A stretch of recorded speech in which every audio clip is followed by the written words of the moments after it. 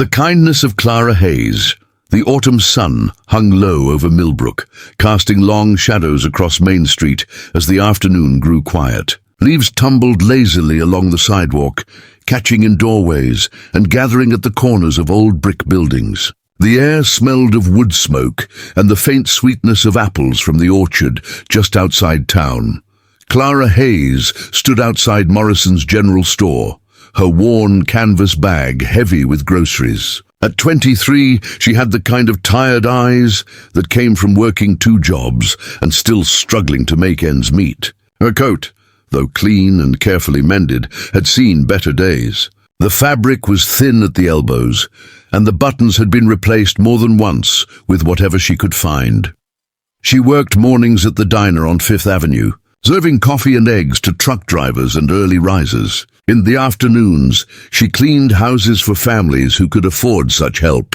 Her own apartment was a tiny studio above the hardware store, where the radiator clanked all night, and the walls were so thin she could hear her neighbor's television through the plaster. But Clara never complained.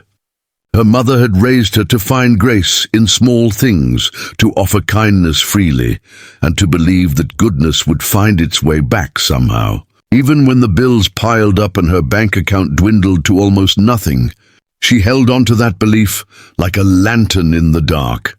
As Clara shifted her grocery bag to her other hip, she noticed an elderly man standing at the corner of Main and Birch. He wore a black overcoat and a tan shirt, both of good quality but understated. His white hair caught the afternoon light, and he leaned heavily on a polished wooden cane. He stood at the edge of the crosswalk, looking at the street with an expression that seemed uncertain, almost hesitant. The traffic light changed. Cars rolled past, their tires hissing on the pavement. The man didn't move. Clara watched him for a moment, then made her decision. She crossed the sidewalk and approached him gently, the way one might approach a startled bird. "Excuse me, sir," she said softly. "Would you like some help crossing the street?" The old man turned to her, and she saw kindness in his weathered face. His eyes were a clear, steady blue, the kind that had seen many seasons come and go. "That's very thoughtful of you, young lady," he said. His voice was deep and warm, with the hint of a smile in it. "These old legs aren't as steady as they used to be. The traffic moves so fast these days." "I understand," Clara said. She offered her arm, and he took it gratefully, his grip surprisingly strong despite his age. "We'll take our time. There's no rush." Together, they waited for the light to change again. Clara could feel the tremor in his hand, the careful way he positioned his cane. When the walk signal appeared, they stepped off the curb together, moving slowly and steadily across the street. "You're very kind to stop," the man said as they walked. "Most people are in such a hurry nowadays. They don't see an old man who needs a steady arm. My grandmother used to say that kindness costs nothing but means everything," Clara replied. "Besides, we all need help sometimes." They reached the opposite sidewalk, and the man paused to catch his breath. A black SUV was parked nearby, and Clara noticed a man in a suit standing beside it, watching them with an expression of quiet concern. "Thank you, my dear," the old man said, patting her hand. "You've made this old heart a little lighter today." "You're very welcome," Clara said, smiling. "You take care of yourself." She turned to leave, but the old man's voice stopped her. "Wait," he said. "I didn't catch your name." Clara Hayes." "Clara," he repeated, as if tasting the name. "A good name. A strong name." He reached into his coat pocket and pulled out a business card, pressing it into her hand. "If you ever need anything, you call this number. Promise me." Clara looked down at the card. It was simple, cream-colored, with a name and phone number printed in elegant script. She didn't recognize the name, but she nodded anyway. "I promise," she said, though she couldn't imagine what she might need from this kind stranger. The man smiled, then made his way toward the SUV, where the suited man helped him into the back seat. Clara watched them drive away, then tucked the card into her coat pocket and continued her walk home. The days that followed were typical for Clara. She served breakfast plates and scrubbed kitchen floors. She counted her tips and calculated whether she could afford both groceries and the electric bill. By Thursday, she knew the answer was no. That evening, she sat at her small kitchen table with a stack of envelopes spread before her.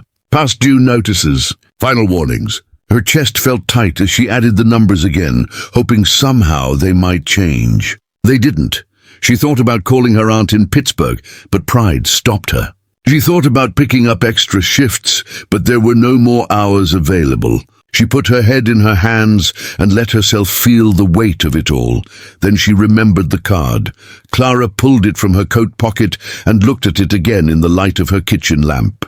The name read Thomas Whitfield. Below it, a phone number. Nothing else. She almost didn't call. What could this elderly stranger do? But something her grandmother used to say came back to her. Sometimes help arrives in unexpected ways, but only if you're brave enough to reach for it. With trembling fingers, Clara dialed the number. A woman answered on the second ring. Whitfield Estate. How may I help you? Estate. Clara's throat went dry. My name is Clara Hayes. Mr. Whitfield gave me this number and said to call if I ever needed anything. One moment, please, Miss Hayes. There was a pause. Then the old man's warm voice came on the line. Clara, I'm so glad you called. Tell me, what can I do for you? The words tumbled out before she could stop them. Her situation. The bills. The fear of losing her apartment. She hadn't meant to say so much, but his gentle questions drew the truth from her like water from a well. When she finished, there was a long silence. Clara, he said finally, I'm going to tell you something. My name is Thomas Whitfield. I own Whitfield Farms. Most of the land surrounding Millbrook, in fact. I'm what people call wealthy, though I don't much care for the word. Clara's hand went to her mouth. Whitfield Farms. Everyone in town knew that name. They supplied produce to half the state. I've spent my whole life building something, he continued. But lately I've been thinking about what matters. Last week, when you helped me across that street, you didn't know who I was. You just saw someone who needed help, and you gave it freely. Do you know how rare that is? Sir, let me finish, he said gently. I've been looking for someone with character. Someone I could trust. My farm office needs a manager. Someone to handle correspondence, organize my charitable work, coordinate with my foreman. The pay is good, very good. The position is yours if you want it. Clara couldn't speak. Tears rolled down her cheeks. And as for those bills, he added, consider them handled. Call it a signing bonus. No one with a kind heart should lose sleep over electric bills. Mr. Whitfield, I don't know what to say. Say you'll start Monday, he replied, and she could hear the smile in his voice. And Clara, thank you. That day on the street, you reminded me that goodness still exists in this world. You gave an old man hope. Now let me give you a chance. As Clara hung up the phone, she looked around her tiny apartment. The same cracked walls, the same rattling radiator. But somehow everything looked different now, brighter, full of possibility. Her grandmother had been right all along. Kindness does cost nothing, but sometimes when you least expect it, it can change everything.